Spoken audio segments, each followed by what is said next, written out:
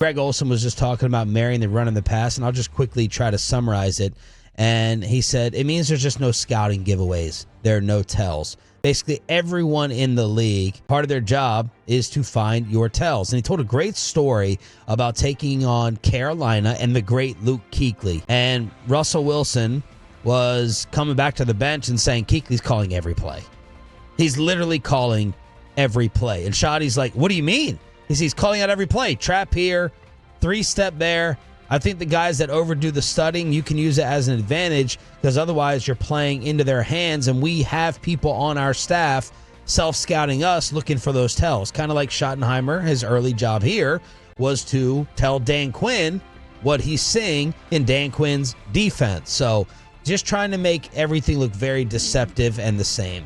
Yeah, and that Multiple. that you hear that. And that's probably the reason why the play action's been so successful for them this year too. You don't have to run the ball effectively to be able to sell play action, but you have to be able to make it look like it's a run. Like it has to look similar. And that does give you an advantage. That causes defenders to pause if you can make those two things look the same. But we were doing Cowboys crosstalk last night, and George Teague was the guest. And George Teague obviously played a lot of free safety in his career. And safety is a lot of times the first guy that the quarterback looks at the snap to like determine what the coverage is and do different things like that. And he was talking about just how demoralizing it is when you're on the other side and you feel like there's a coordinator and a coach who are so in command that they know they're just basically playing with you.